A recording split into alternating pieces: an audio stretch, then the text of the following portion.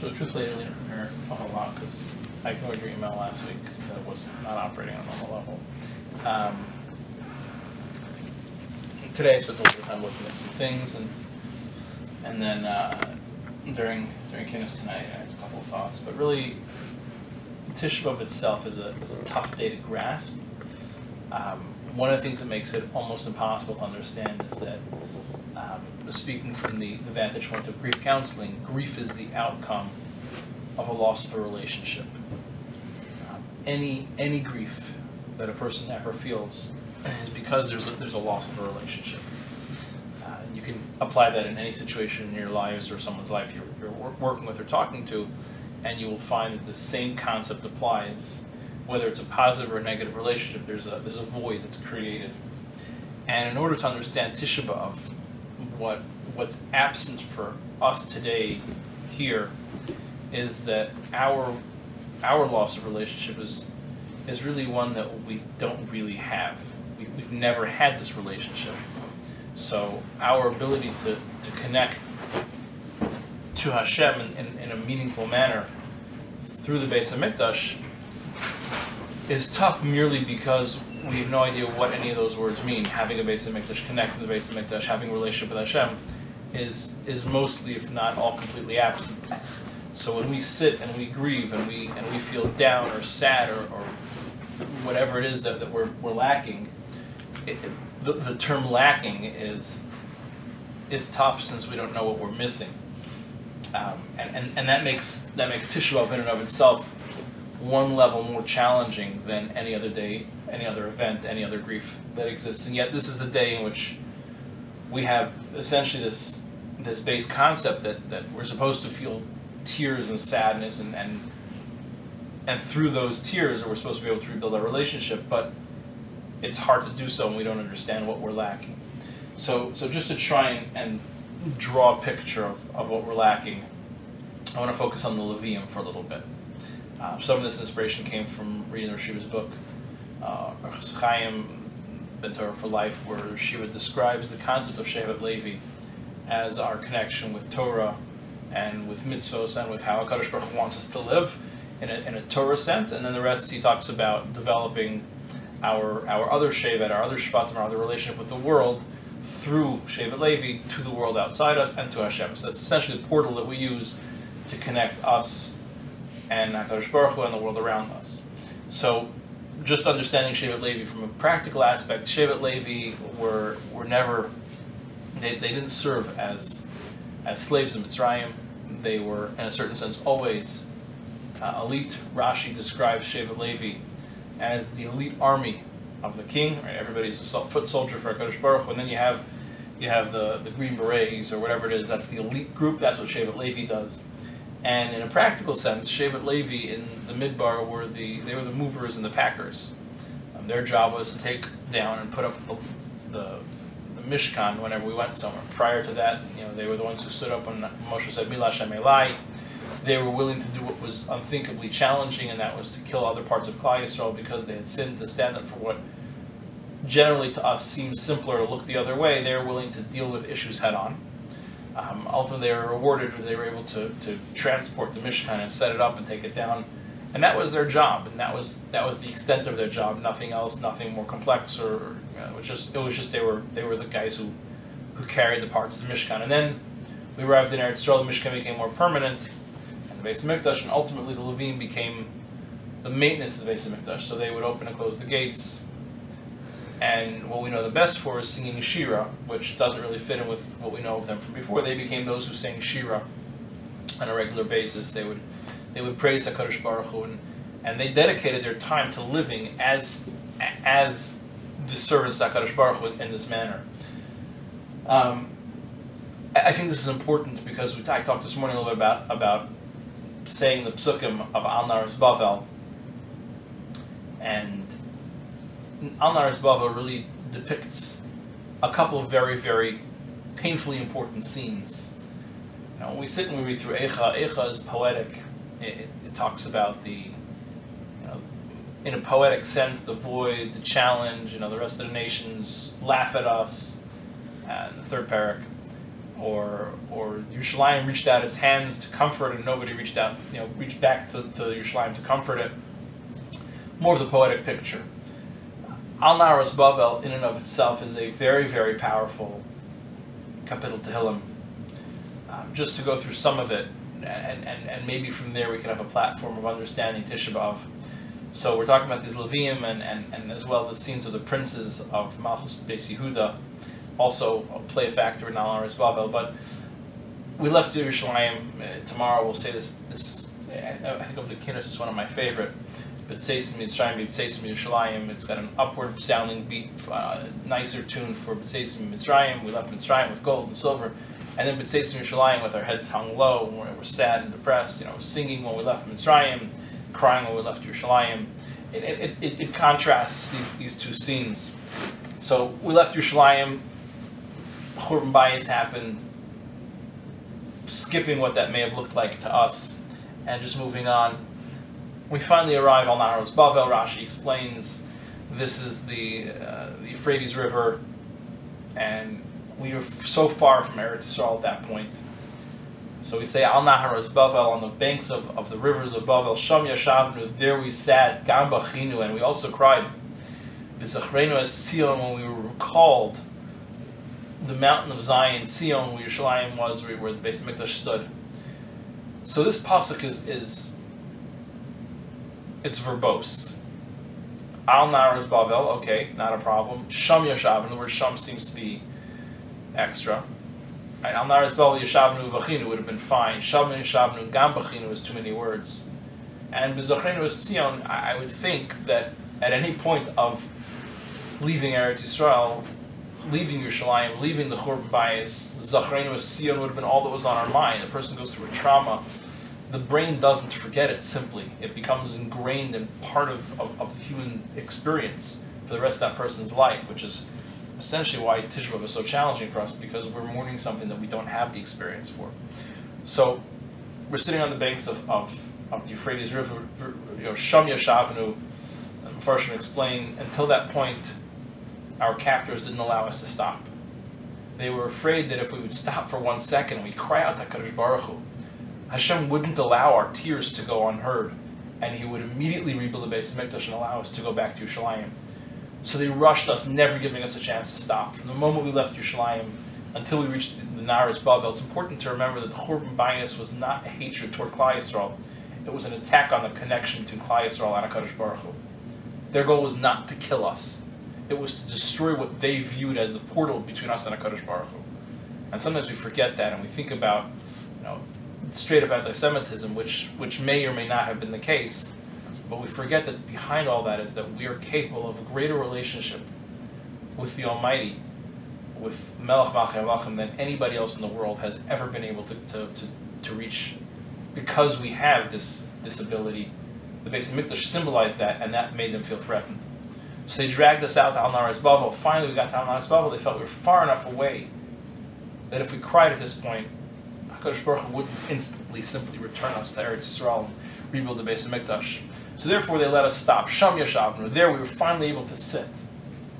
And when we finally stopped, Gam Bachinu. Of course, we also cried. The word Gam, however, implies that it wasn't just us crying. Sometimes we forget that when we feel pain, HaKadosh Baruch Hu feels pain. Gam Bachinu. We were crying. HaKadosh Baruch Hu was also crying. And the Haftarah in 2 weeks from now, we're going to say, it's like 2 or 3 or 4 weeks from now, I forget now. It's actually close to Rosh Hashanah.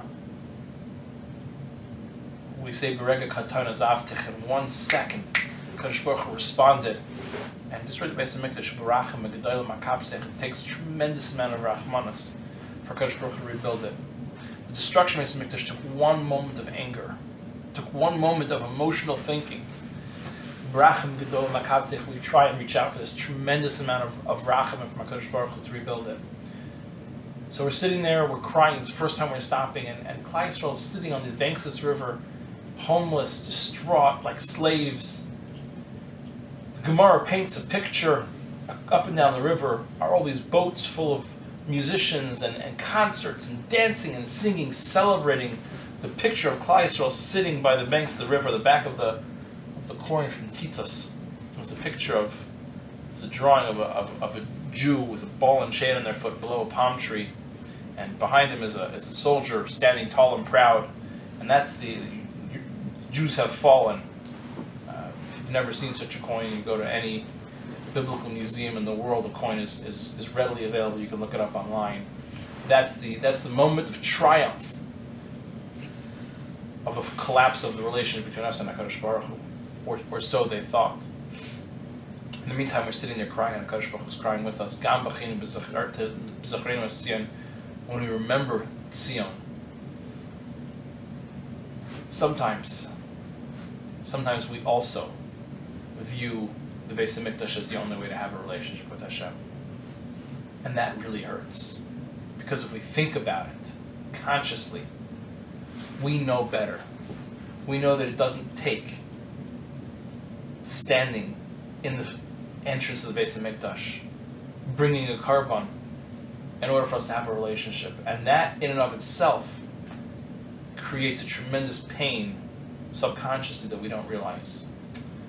And we say to ourselves, if only I could be in the Beis HaMikdash, if only I was standing in a nicer shul, if only I had, and whatever it is that we think we need to get us to the next level. But that's not where Kedusha and a relationship with HaKadosh Baruch Hu comes from. Zachartas Tzion it's us. And we have our void. If you go through the rest of the parak, you'll see it comes up a number of times.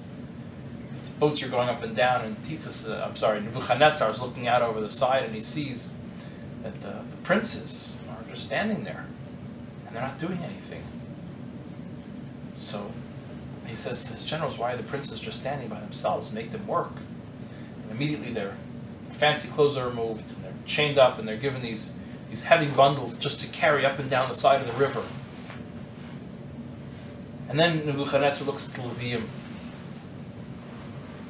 The Levium sang Shira every single day when we open the gates, when we close the gates, the bringing of karbanos, the sounding of the shofar, the sounding of the trumpets, the famous Shira. And the Levium left Beis HaMikdash carrying their instruments. About 20 some odd years ago, I was at what was then the lowest point you could go on the outside of the Kotel, which today is now miles above where you can see. There's a pile of overturned stones that had just been discovered as we were beginning to dig down. Today it's a multi-gender place of prayer. A tour guide said, if you try to imagine what Churban Bayis looked like. So the Romans are coming, they're screaming, they're yelling, and the Levium are standing there trying to protect whatever they can with whatever they can. And at some point, all they had left to protect themselves with were the stones of the Beis HaMikdash. And the way these stones are toppled over, it looks very clear they were thrown down in defense. The Levium themselves pulled the stones apart and dumped them down to try in every ditch effort to save the Beis HaMikdash. I remember thinking, I was 15, 16 at the time, I remember thinking how tough that would have been for the Levium. The very people who opened the gates every morning and sang Shira HaKadosh Baruch Hu. And here they are pushing stones off of the building itself to protect the building.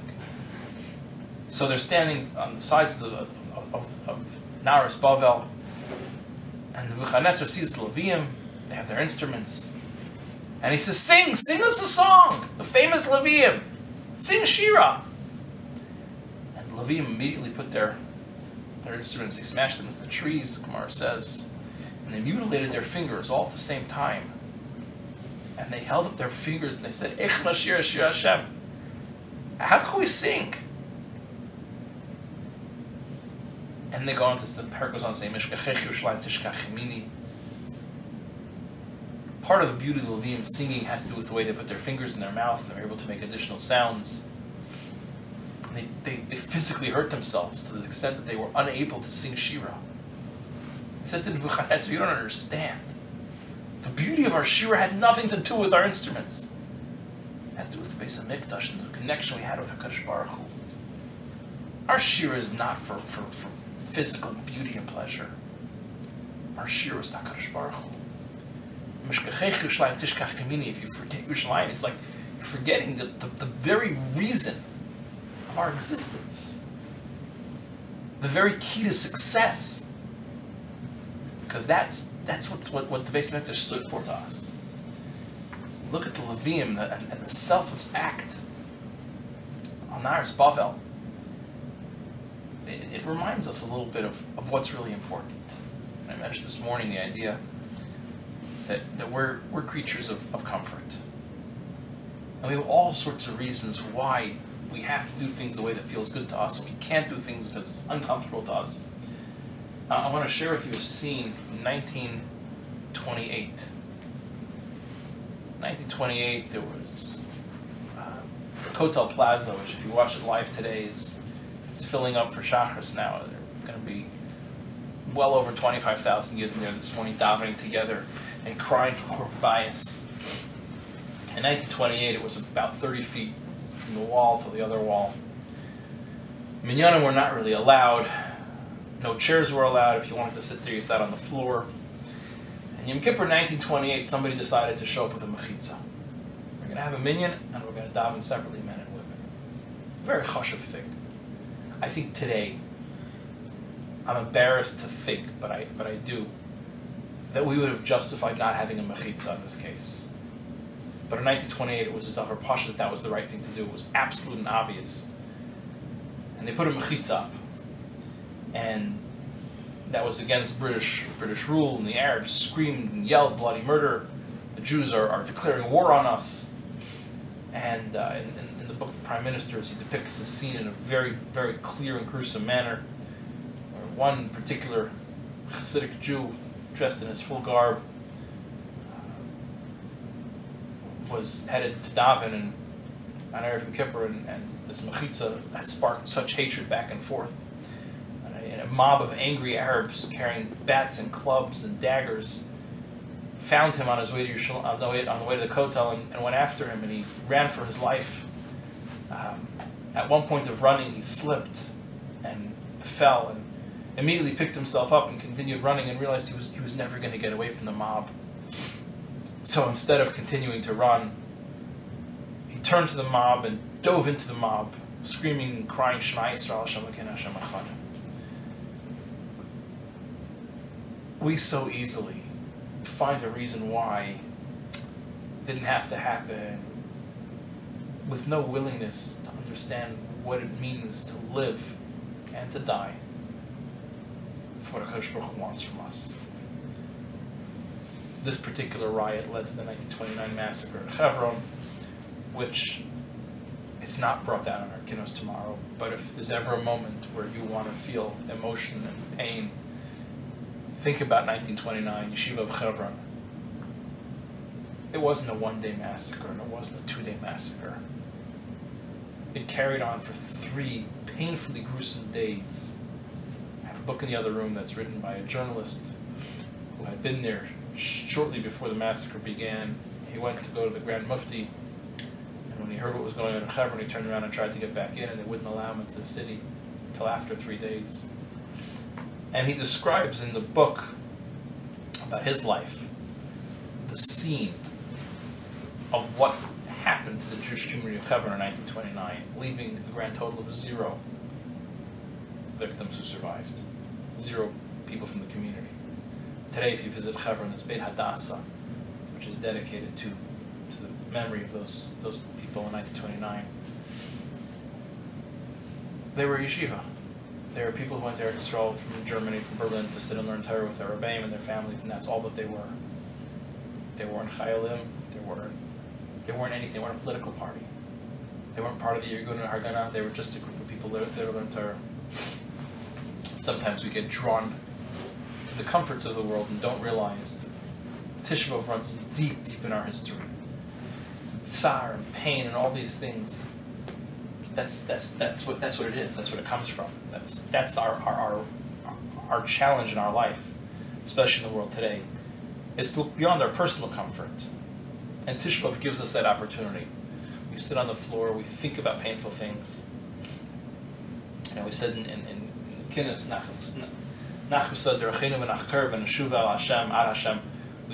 we look through ourselves and we almost do tshuva. We take account of where we're up to.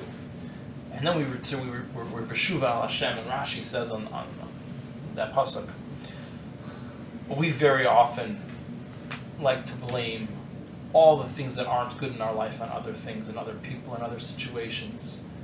And what we fail to remember is that 100% of Tov and Ra comes from HaKadosh Baruch Hu. There is no place to put blame on anybody else. And it should be an opportunity for us to drive ourselves forward, to be able to grasp. HaKadosh Baruch Hu wants something from us. We have a purpose. And yeah, it's easy to say if we only had the Beis HaMikdash, if we only had the Levim to sing Shira, if they wouldn't have dragged us all the way to the Naris Bavel, then we would be fine. When this is where we are, we have to be comfortable, we have to be happy. When we miss the point.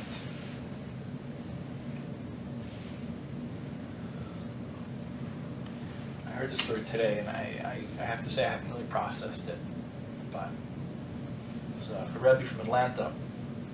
I was visiting Washington, D.C. last week. He was here in the neighborhood, and I've seen him at davening this week. And he went to the Holocaust Museum earlier this week. And there was a Mennonite group that was there. And out of curiosity and complete respect, he asked them, like, what brings you to the Holocaust Museum? And they said to him, well, we bring groups here all the time because we want to see the retribution that God has paid to the Jewish people for killing Jesus. As you and I, we look at these things. We look at even any massacre, and we see pain. Yet the world sees pain only when they want to. Again, Rashi says we like to blame everything else around us, but really it's from HaKadosh Baruch Hu. We like to fit in. We like to be comfortable, but it's not about comfort. Tisha BAv is a reminder that it's not about comfort.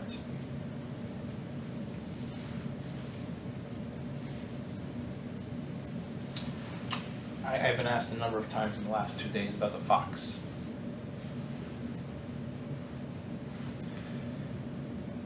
So we sit and we cry and we look at Yerushalayim, and we all have a tendency to pull up pictures and go online and look at live video of the Kotel and davening and Klal Yisrael.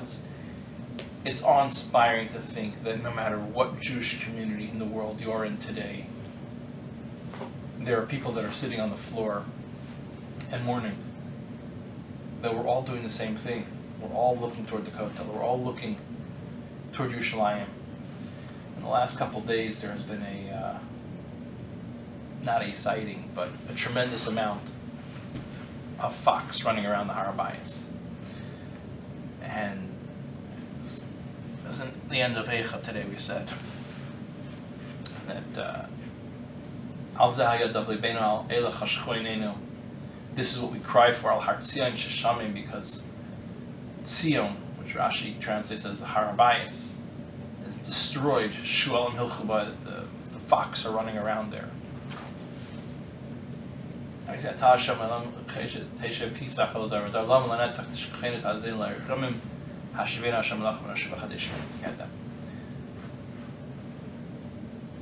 It's easy to sit back and say, well, fox are there. Not a lot of nice articles online on Thursday and Friday. It was the third day in a row of a tremendous amount of fox running around the Har HaBayis, which is very not common.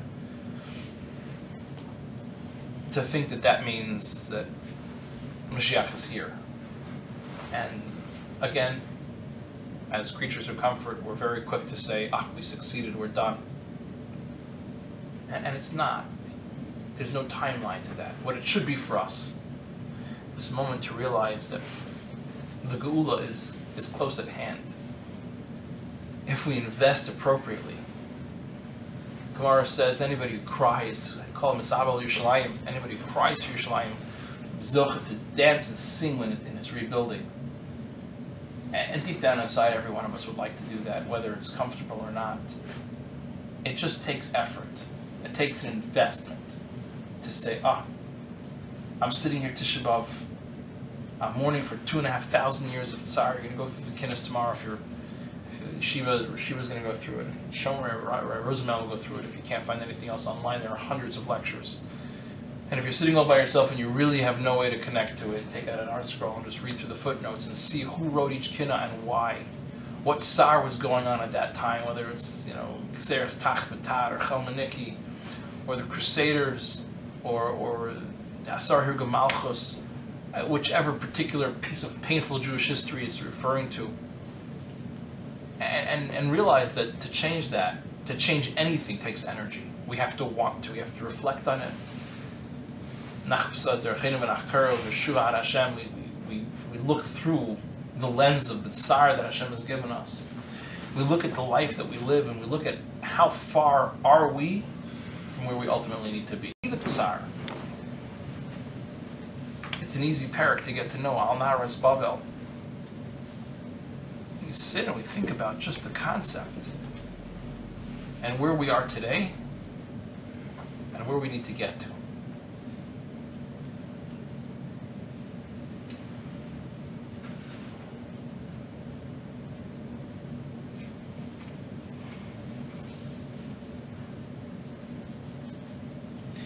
I was walking into Shul tonight, somebody picked up a kinna.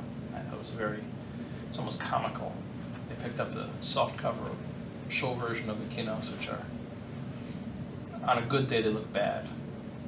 And they said to somebody standing next to them, "Oh, I see these kinnos have seen better days." I think they meant the quality, the care of how they've been treated. And it really framed my hearing of Eicha that never in history has Tisha BAv been a better day. The kinnos have never seen a better day. It's literally the worst day on the calendar. I remember from my bar mitzvah, somebody gave me the newly printed art scroll, Sefer Tisha BAv, not this version, one earlier than that, before they cleaned it up, along with Yom Kippur Machzer. And I was so heartbroken because it was hardcover. And prior to that, I don't remember ever seeing a hardcover kinna in my life. The idea that we've gotten comfortable with a nice Sefer Kinnos that goes on our shelf. It's just there, part of our beautiful entourage of Svarim. It almost feels like we've just become too comfortable with Tisha BAv. So if we take a challenge for this year, it would be to be uncomfortable with Tisha BAv. To be uncomfortable with where we are in our relationship, so that we could move beyond here. If we figured out how to make Tisha BAv comfortable,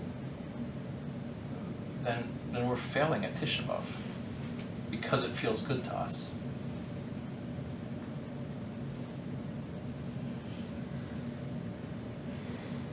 Think about the scene, Al Naras Bavel. The pure, raw emotion. Of course, V'zachrenu Asiya, that's what they were focused on. When they sat down for the first time, Gemara says they hadn't stopped crying from the minute they left Yerushalayim. There was nothing left. People were collapsing and dying on Naras Bavel. There was no energy left. There was nothing there. Why B'zachrenu Asiya? And we remember that we used to have this easy, comfortable relationship with HaKadosh Baruch Hu. And the world of Galus today is everything but that. A relationship with HaKadosh Baruch Hu takes so much effort. There's no comfortable in our relationship with HaKadosh Baruch Hu. We work for it, we toil, we move outside our comfort zone, and we finally get comfortable with outside of our comfort zone, which means that we're now comfortable and we've got to start again. And the Yitzhahara sister telling us, no, don't be comfortable. Tomorrow we're going to say this kinna, the compare and contrast between leaving Yerushalayim and leaving Mitzrayim, the joy and the pain and the triumph and the failures. And it highlights the difference between comfort and discomfort. But at the end we say, Sasan v'simcha v'nasyaga ma'anacha. We'll reach a point with this true simcha, b'shuvi l'Yerushalayim, when we return to Yerushalayim. And at the base of all of this, at the very base of Tisha BAv, it's not about a stone structure. It's not about a burning building. It's not about a displacement of all of Klal Yisrael. But it's about a united feeling and a relationship with the HaKadosh Baruch Hu. How in the world are we supposed to be able to sing Shir HaKadosh Baruch Hu when we struggle with the relationship to get us there. When we misuse our physical life and because of it, pull ourselves away from HaKadosh Baruch Hu. So hopefully tomorrow morning we won't say kinus, and we won't sit on the floor, and we won't reach chatzos and stand up and sit down in chairs. And if we do, and there's that pit in your stomach when you sit down on a regular chair, it's because you've gone out of your comfort zone and you realize that we've created a void, and we're able to grieve for the lack of Yerushalayim. We're able to grasp that there is a void, that there is space for grief. Sure, it's not easy because we don't know what it is. If you put on tefillin and you feel sad that you're putting on tefillin at mincha and not a moment earlier, that's void, that's emptiness. We make Havdalah after Tisha BAv. That's the worst, because it means Tisha BAv just came and went. I was explaining to a couple of people asked me the difference between Yom Kippur and Tisha BAv in terms of fasting. After Yom Kippur, there's a feeling of success. There's a feeling of victory. After Tisha BAv, it's the exact opposite. What have we accomplished? Hopefully, the goal of Tisha BAv is that we have an answer to that question. What have we accomplished? If we've been able to, on our own, build and understand the void of not having the Beis HaMikdash, then we've accomplished. If we're able to feel sadness, and then a relief of sadness, even if it's just a certain amount. If we're able to feel that pit when we get up off the floor, if we're able to relate with the idea of Eich Nashir Hashem, how could we really sing to HaKadosh Baruch Hu? If we reach a point that we can look at our comfort level and say, I'm going to step outside there, then Tisha BAv should be, while a sad day, a day that has inspired us to move beyond. And that next year Tisha BAv should be a day of Simcha, it should be Yom Tov. And if at the end of Tisha BAv we feel just like we've succeeded in fasting a long day, and that's all we've got out of it, that's not a whole lot. So hopefully we'll take the time between now and tomorrow and invest in ourselves and find our comfort zones and step outside of it and reach for something slightly more than we've done in the past. And that gets us moving in the direction of Yom Kippur, in the direction of being able to say that Hashem is Melech Olam. And we get to Shabbos Nachamu, and we're able to feel Nechama from the fact that we ourselves, even without a Beis HaMikdash, could build a relationship with the Kadosh Baruch Hu. That's really what we sit and mourn for. Sometimes we feel tears and we don't even know why. And that's okay. It could be we're just feeling sad that we don't know what we're missing. So hopefully this is our last Tisha BAv night. Tomorrow we won't have Tisha BAv anymore. If we do, it's the last of the Tisha BAvs. But let's take it as an opportunity to really be able to turn to HaKadosh Baruch Hu and say, without a real relationship, Eich Nashir Hashem. That should be our inspiration for Tisha BAv.